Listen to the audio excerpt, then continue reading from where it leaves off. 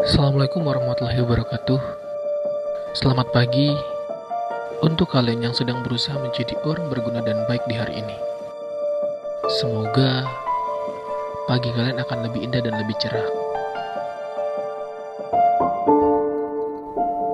Saat kamu masih kecil, orang-orang sering bertanya, "Kamu mau jadi apa?"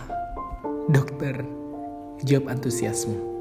Lalu, ketika kamu beranjak dewasa, pertanyaan itu seolah berevolusi. "Mau lanjut di mana kamu?" Jawabanmu pun tak berubah. Kedokteran. Namun, itu adalah satu-satunya jawaban tersisa yang kamu miliki. Sisa mimpi di masa kecilmu. Padahal, biologi tak pernah jadi pelajaran favoritmu. Padahal, nilai-nilai di raportmu telah memberi tanda bahwa kamu perlu mempertimbangkan pilihan lain. Belajar di sekolah saja kamu sudah merasa begitu bosan. Ingin cepat-cepat lulus. Kontradiksi dengan keinginanmu untuk lanjut ke fakultas kedokteran yang akan menghabiskan bertahun-tahun lebih lama dari mahasiswa jurusan lain pada umumnya. Meski begitu, kamu tetap bersiteguh. Aku pilih kedokteran. Sesungguhnya, kamu tak punya pilihan lagi. Kamu cuma ingin sukses. Dan kata orang, kalau kamu mau sukses, jadilah seorang dokter.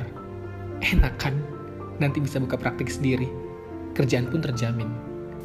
Jadi, kamu mengikuti standar sosial. Jadi dokter supaya sukses. Sayangnya, sebuah cerita sedih pun terjadi kepada kamu. Kamu gak diterima di fakultas kedokteran. Persaingan yang sangat sengit. Soal yang tanpa disangka-sangka amat sulit, dan nilaimu pun standar. Lupakan soal frustasi dan kebuntuan setelahnya. Kita geser ke tahun-tahun berikutnya. Saat kamu sudah mengubur mimpimu yang tak pernah benar-benar jadi mimpi.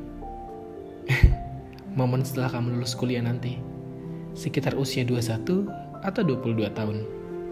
Di usia ini pun, mimpimu seolah berubah. Kamu ingin menjadi seorang pengusaha.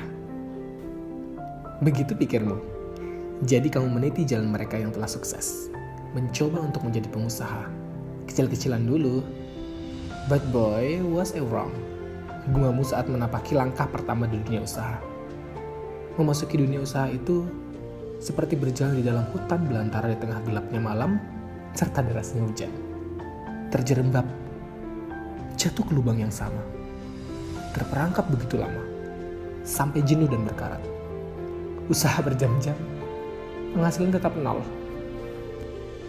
Jadi, kamu pun mundur dari pertarungan ini. Kembali menjadi karyawan. Tidak mencintai apa yang kamu lakukan. Bukan ini yang aku mau. Bukan ini yang aku mau. Rapalmu setiap pagi di kantor. Dan di kepalamu, bermain-mainlah berbagai suara. Sedihnya, kamu begitu jauh dari standar ini. Standar yang diciptakan oleh society dan media. Yang sayangnya, kamu terjebak di dalamnya. Di paragraf ini, berhentilah sejenak untuk membaca. Tarik napas dalam-dalam. Lepaskan secara perlahan. Lalu, keluarlah dari ruanganmu. Bawa buku ini bersamamu. I want you to be somewhere. Berdiri di bibir pantai, membiarkan ombak menyelimuti jemari kakimu. Duduk di sebuah perahu, di tengah danau, sendiri saja. Melangkah di antara pematang sawah, sambil menghirup udara segar di pedesaan. Atau, sederhana, berbaring di atap rumahmu. Tataplah langit biru dan arahkan awan itu. Lihat, bagaimana awan-awan itu terbentuk. Seperti begitu acak, berantakan, tak simetris, dan tak selalu berpola. Namun, perhatikanlah. Ia tak butuh simetris dan teratur untuk terlihat indah. Ia tak butuh standar tertentu untuk tetap indah. Awan akan tetap menjadi awan. Dengan bentuknya yang berantakan dan tak simetris, ia malah tampak seperti istana kapas. Indah dan menakjubkan. Tanpa butuh standar. Dan kita harusnya tak butuh standar tertentu untuk sukses. Bodoh amatlah pada standar-standar sukses yang dibuat oleh society dan media. Jauh sebelum kesuksesannya, Bill Gates mempelajari bahasa pemrograman saat teknologi belum semasif ini. Lalu, dia mendirikan Microsoft di tahun 1975. Kuulangi, 1975. Teknologi belum semasif ini. Apakah itu tampak seperti pekerjaan yang menjanjikan? Faktanya lagi, komputer belum menjadi hal yang lumrah. Apakah dia mengikuti standar kesuksesan yang diciptakan masyarakat? Pada masa itu, Jeff Bezos memulai Amazon saat internet belum merajalela seperti hari ini. Parahnya lagi, pada masa itu, jangankan internet, komputer pun masih belum umum. Apakah ini sesuatu yang menjanjikan? Apakah dia mengikuti standar kesuksesan yang diciptakan oleh masyarakat pada masa itu? Berbeda lagi dengan Rowling, si penulis seri Harry Potter. Dia tidak perlu mengikuti jejak Bill Gates atau Jack Ma. Lupakan menjadi pengusaha, lupakan teknologi. Sebab dia amat jauh dari itu. Dia hanya seorang penulis dengan iringan kegagalan di awal karirnya. Bukan CEO, bukan pengusaha, hanya penulis.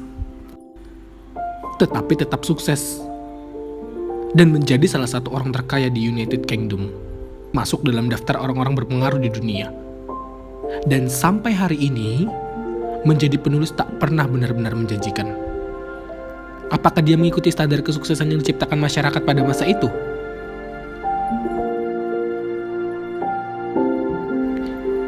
Nama-nama yang disebut di atas hanyalah contoh-contoh sederhana dan bukan patokan kesuksesan. Sebab kesuksesan tak pernah berakhir di situ. Ada hidup yang terus berlanjut. Karena kita juga tahu nama-nama orang sukses yang tak bahagia dalam hidupnya. Lalu, beberapa di antara mereka memutuskan mengakhiri hidupnya lewat obat-obatan terlarang, menyakiti diri sendiri, dan hal-hal semacamnya. Jadi, apa sih sebenarnya kesuksesan itu? Dan kita pun tahu nama-nama orang sukses di masa lalu yang telah tiada. Steve Jobs, Stephen Hawking, dan berbagai nama lainnya. Memang, kontribusi mereka masih mengalir sampai hari ini. Namun, sebenarnya apa kesuksesan itu jika pada akhirnya kita semua mati? Bukankah ini pertanda bahwa ada sesuatu yang lebih penting di dunia ini dari sekedar kesuksesan? Bukan.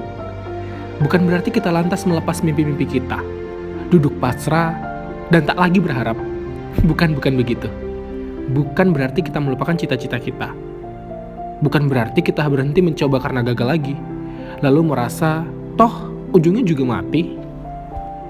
Namun, pasti ada yang lebih dari semua ini. Maka, tetaplah menggenggam buku ini. Ia akan menarikmu ke berbagai realitas kehidupan, yang mudah-mudahan nanti saat kamu sukses atau gagal, kamu tak akan lagi terkecoh dengan kesuksesan yang melenakan atau kesedihan yang beruntun.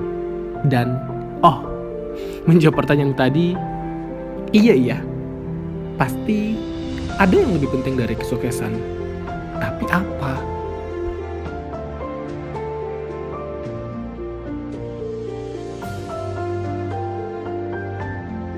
Itulah sedikit cerita dari buku Kak Alfi Syahrin yang ada di subjudul pertama, Saat Usiamu 25 Nanti. Terima kasih telah mendengarkan dengan setia. Wassalamualaikum warahmatullahi wabarakatuh. Dan selamat pagi.